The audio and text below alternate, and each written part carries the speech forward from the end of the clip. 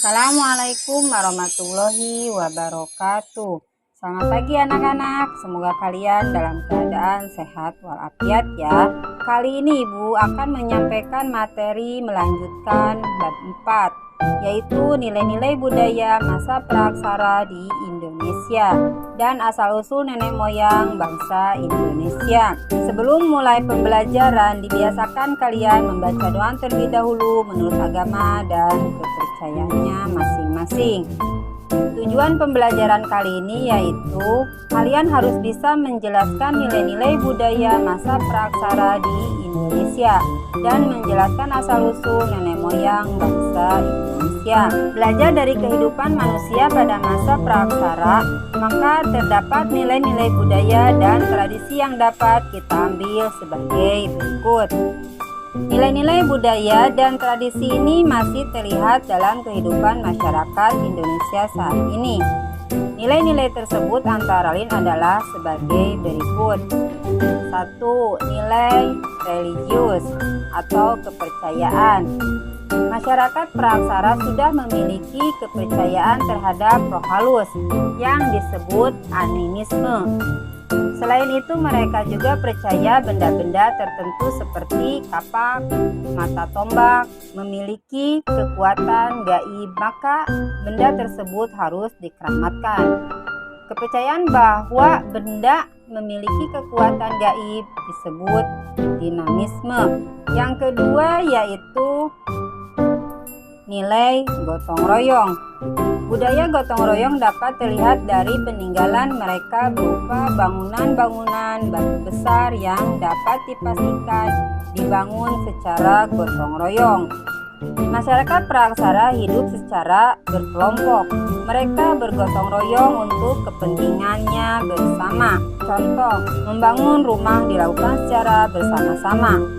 Yang ketiga yaitu nilai musyawarah.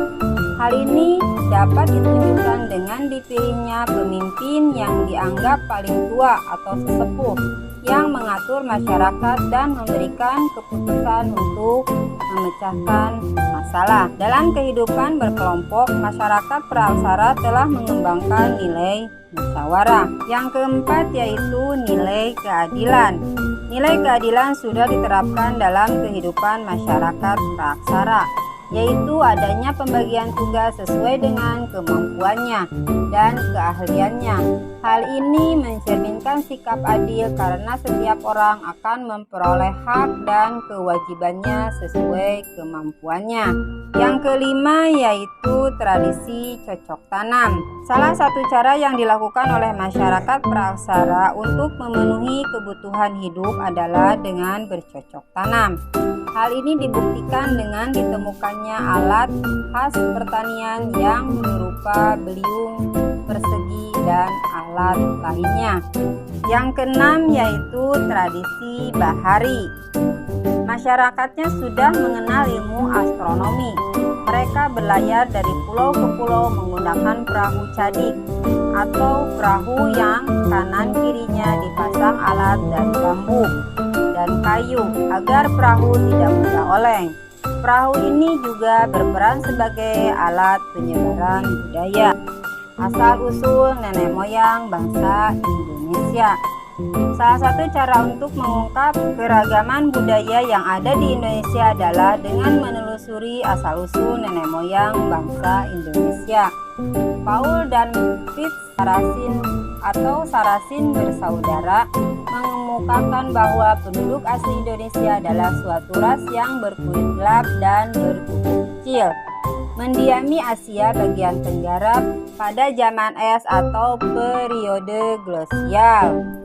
Namun setelah es mencair, dataran tersebut terpisah oleh Lautan Cina Selatan dan Laut Jawa. Datarannya menjadi dataran utama Asia dan Kepulauan Indonesia. Penduduk asli tinggal di pedalaman dan pendatang tinggal di daerah pesisir. Penduduk asli disebut suku Peda oleh Sarasin. Ras lain yang menghuni kepulauan Indonesia adalah Proto-Melayu dan Detro-Melayu. Ciri-ciri fisik mereka adalah rambut lurus, kulit kuning kecoklatan, dan bermata sipit. Proto Melayu dan Detro Melayu tiba di Kepulauan Indonesia dalam dua gelombang pendatangan. Gelombang pertama adalah Proto Melayu atau Melayu tua. Mereka dianggap sebagai kelompok Melayu Polinesia yang bermigrasi dari wilayah Cina Selatan atau sekarang menjadi Provinsi Yunnan. Proto Melayu berimigrasi ke wilayah Nusantara melalui dua jalur, yaitu jalur barat dan timur. Jalur barat bermula dari Yunan atau Cina bagian selatan, masuk ke Indochina, Siam, Semenanjung Melayu, Sumatera, dan akhirnya menyebar ke pulau-pulau di Indonesia. Jalur timur melewati Ryukyu, Jepang, Taiwan, Filipina, Sangir, dan Sulawesi atau Mentawai, Dayak, dan Toraja. Gelombang kedua adalah Detro Melayu atau Melayu Muda, berasal dari Indochina bagian utara. Mereka memperkenalkan perkakas dan senjata yang terbuat dari logam.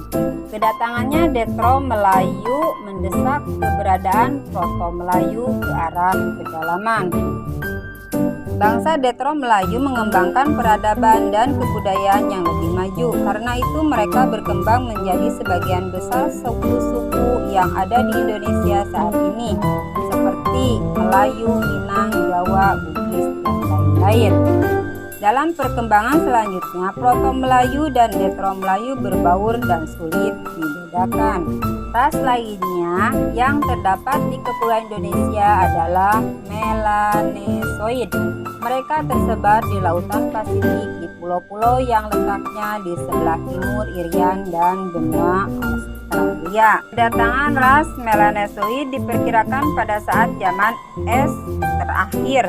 Pada saat itu Kepulauan Indonesia belum berpenghuni. Ras Melanesoid melakukan perpindahan ke timur hingga ke Papua. Selanjutnya ke benua Australia yang sebelumnya merupakan satu kepulauan yang berhubungan dengan Papua. Pada perkembangan selanjutnya terjadi pencampuran antara ras Melanesoid dan ras Melayu yang menghasilkan keturunan Melanesoid Melayu. Saat ini merupakan penduduk Nusa Tenggara Timur dan Maluku. Sampai di sini dulu pembelajaran kali ini. Semoga bermanfaat. Wassalamualaikum warahmatullahi wabarakatuh.